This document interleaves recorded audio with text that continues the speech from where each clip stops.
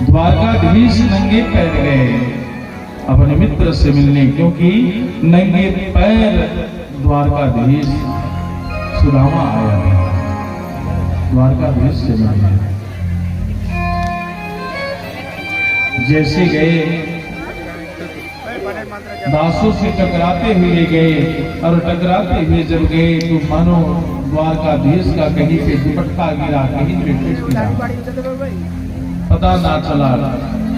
क्योंकि जब मित्र की बात आई, मानो द्वारकाधीश दौड़ते हुए गए और मित्र को लाके अपनी आशा से बिठाए।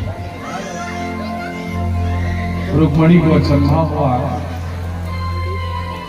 ये कैसा कौन आ गया।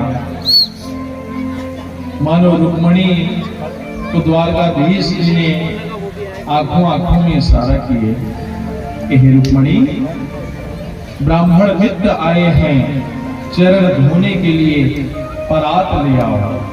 और आज करुणा निधि अपने मित्र की दशा को देख करके रोने लगे। और जब मित्र के चरणों को जब देखे, और जिस देखे मानो करुणा निधि करुणा करके रोने लगे। और जब रोने लगे तो मित्र के पांव को देखे तो कई जगह कांटे ठोकरे पड़ गए थे। मित्र की इस दशा को देख करके करुणा निधि करुणा कर रोने लगे। हे मित्र, इतने दिन कहाँ था, क्यों नहीं आया? आज करुणा कर मित्र की हाल को देख करके रोने लगे।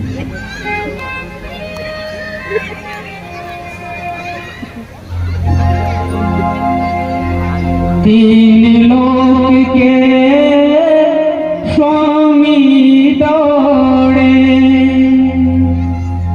अपने सुध बुध खोए, मित्र सुदामा से मिलकर करुणा के सागर रोए। तीन लोक के स्वामी दौड़े, अपनी सुध बुध खोए, मित्र सुदामा से मिलकर करुणा के सागर रोए।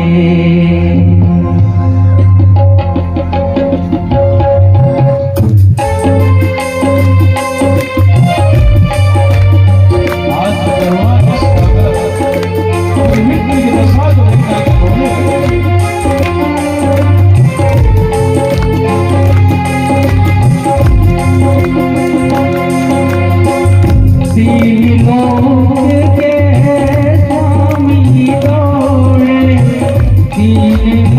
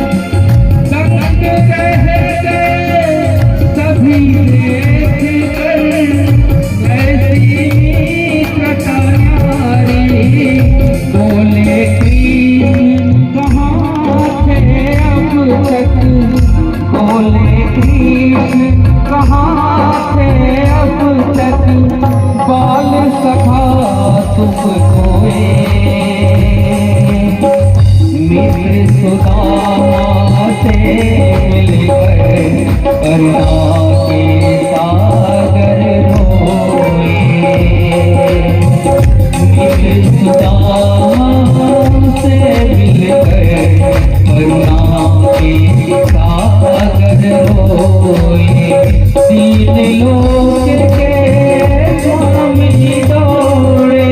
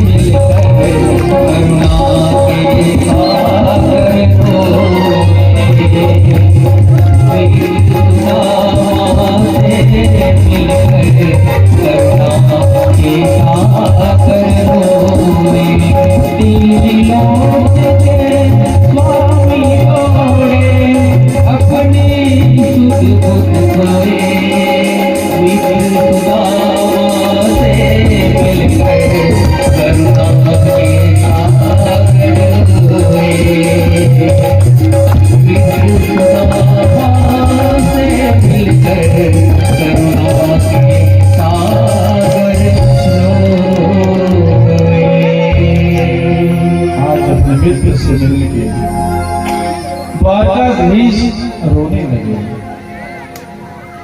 मानो जब रुक्मणी से कहेंगे, रुक्मणी आप पानी परात ले आना, और आज करुणानिधि अपने मित्र को देख करके घोट घोट करके रोने लगे।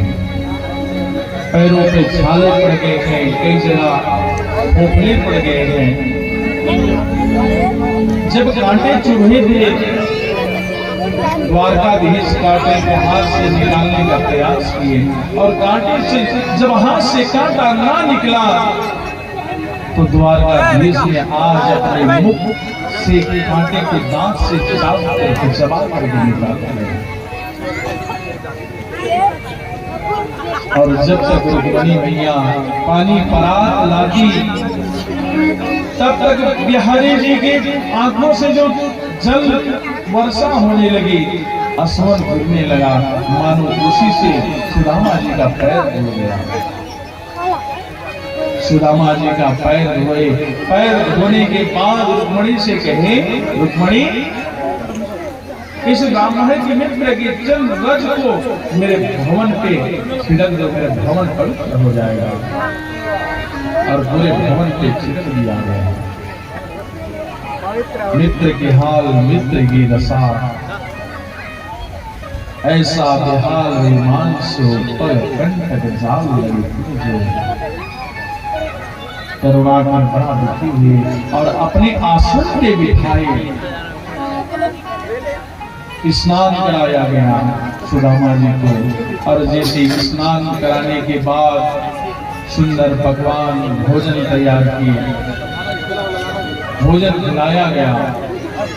खिलाने के बाद जब द्वारकाधीश अपने प्रधानियों से कहे कि आप प्रणाम करो, और जैसे प्रणाम करने लगे तो जब रुक्मणी, जामवती, सत्या देवी सब आई प्रणाम करने लगे, और प्रणाम करते करते जब सब आए प्रणाम करने तो मित्र सुदामा कहते हैं, ये मित्र ये सब अपनी है कि पड़ोसी के लिए है? बोले कि मित्र पूछो मत, जो आवे सब मेरी ही है, आप आशीर्वाद देते जाओ।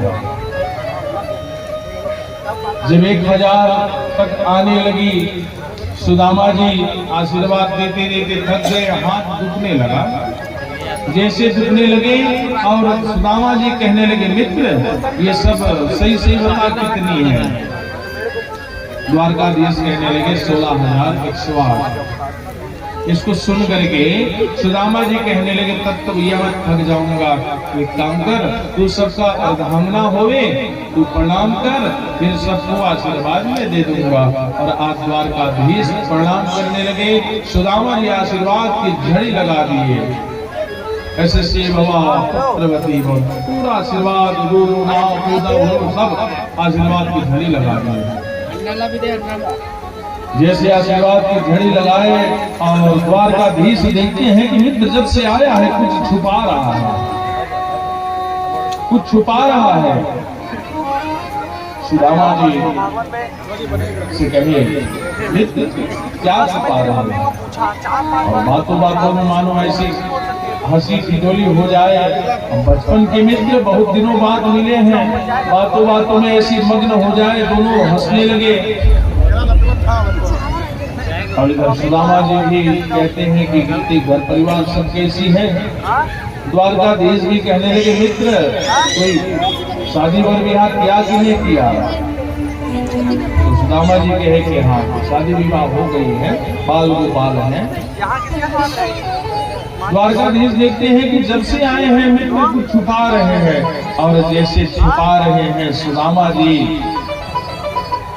पोटली को छुपाने लगे। द्वारकाधीश कहने लगे, मित्र क्या लाया है मेरे लिए? मित्र क्या लाया है मेरे लिए? सुदामा जी राजमहल को देखे और अपनी पोटली को देखे, तो इस राजमहल के सामने मेरा पोटली बड़ा फीका है, पोटली देना नहीं चाहते। लेकिन द्वारकाधीश पोटली को जबरदस्ती छीनने लगे, और जैसे छीने और छीन करके देखे तो वही बात याद आ गई सुशीला की। द्वारकाधीश पोटली को हाथ में लेके कहने लगे, होनी सी सो हो गई अब न ऐसी हो, भाभी तेरे भवन में नित्य द्वादशी हो। भाभी जो होनी सी सो हो गई अब न ऐसी होए, भाभी तेरे भवन में नित्य द्वादशी है। भगवान द्वारकाधीश चावल के कण को लिए और लेकर के एक मुख जब ग्रास किए, परमात्मा मानो एक लोक का सुख सुदामा के नाम लिख दिए। जैसे सुदामा के नाम लिख दिए, और दूसरा मुख जब खाने लगे कि मुस्तिकाम सुस्तिकाम जग दूसरा मुट्ठी जब खाने ही वाले थे, रुक्मिणी हाथ पकड़ ली और कहे, महाराज आप ये सुदामा बन जाओगे क्या? द्वारकाधीश कहते हैं रुक्मिणी से, रुक्मिणी याद करो जब सुदामा के पास एक निवाला ही पूरा पूंजी था, धन था, उसे भी ब्राह्मण को अर्पण कर दिया। और यदि मैं अपने मित्र के लिए अपना सब कुछ भी निछावर कर दूंगा तो कुछ कम है, तो ही कम है। अथवा रुक्मिणी कहे कि संत प्रसादी में हम सब एक साथ ग्रहण करेंगे, अथवा कुछ कहे कि चावल खाने से पेट खराब हो जाएंगे। और सो रुक्मिणी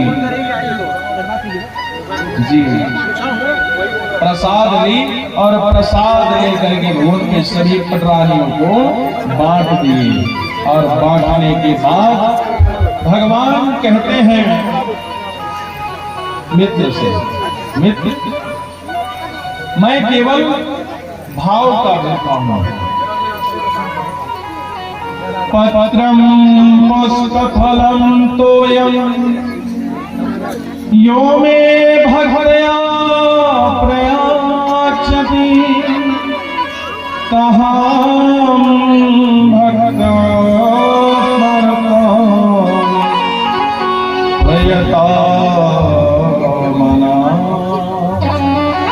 द्वारकाधीश कहते हैं मित्र, मैं केवल भाव का भूखा हूं। पत्रम, यहाँ पर तुलसीदास नहीं लिखा है, बेलपत्र नहीं लिखा है, पत्र लिखा है। कोई सा भी पत्र भाव में अर्पण कर दो, भगवान स्वीकार कर लेंगे।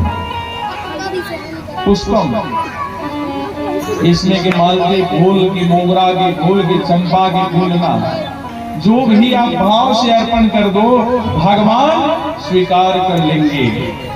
फलम, जो भी फल, नारियल हो, कुछ भी फल भगवान को भाव से अर्पण करोगे भगवान मानो स्वीकार कर लेंगे। तोयम, जल, जल चाहे नदी का जल हो, समुद्र का जल हो, नाले का जल हो, कोई भी जल हो, भगवान को आप अर्पण करेंगे, भगवान भाव से स्वीकार कर लेते हैं। भगवान कहते हैं मैं केवल भाव का भूखा हूं, पदार्थ का भूखा नहीं हूं। मित्र, सुदामा और कृष्ण जी की बड़ा ही करुणा में मित्रता है।